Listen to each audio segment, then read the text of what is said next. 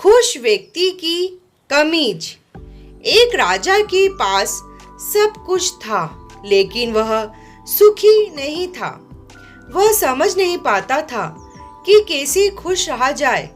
उसे यह लगने लगा कि वह बीमार है, जबकि वह बिल्कुल स्वस्थ था। राजा के आदेश पर राज्य के एक से एक अच्छे चिकित्सकों को बुलाया गया, लेकिन कोई भी उसका इलाज नहीं कर पाया। अंत में एक बुद्धिमानी वैद्य ने राजा का मर्ज समझ लिया। उसे एक युक्ति सूझी। उसने कहा, यदि महाराज एक रात्रि के लिए किसी खुश व्यक्ति की कमीज पहनकर सोए तो इनकी बीमारी दूर हो सकती है। सैनिकों को राज्य भर में किसी खुश आदमी का खोजने और उसकी कमीज लाने का आदेश दिया गया। पूरे राज्य में खोजने पर भी कोई खुश व्यक्ति खोजा नहीं जा सका। किसी को अपनी निर्धनता का दुख था, तो कोई धनवान और धन की लालसा पाले हुआ था। किसी को दुख था कि उसकी पत्नी का निधन हो गया था, तो किसी को शिकायत थी कि उसकी पत्नी जीवित क्यों है।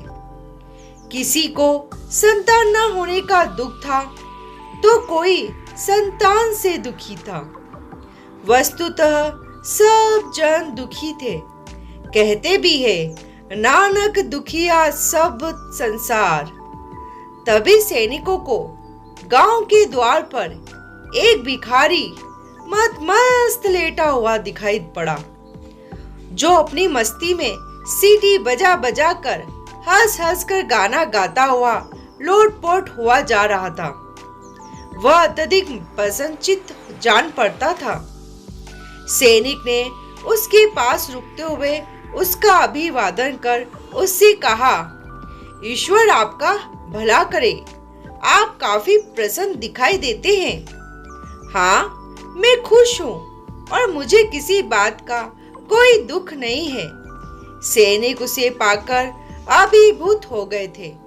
उन्होंने उससे कहा कि यदि वह एक रात के लिए अपनी कमीज उधार दे दे तो वे उसे 100 स्वर्ण मुद्राएं दे देंगे।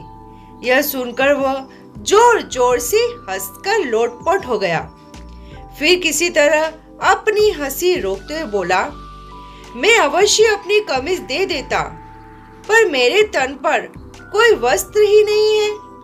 राजा को हर दिन का समाचार दिया जाता था, जिससे वह यह जान सका कि दुनिया में कितना दुख व्याप्त है।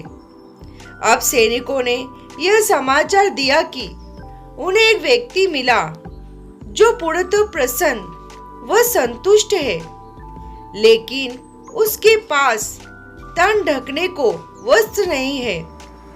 अब राजा जीवन के गुण तत्व को समझ गया। वह अपने व्यर्थ के भ्रम को छोड़कर जनता की भलाई में लग गया। अब राजा व प्रजा दोनों सुखी थे।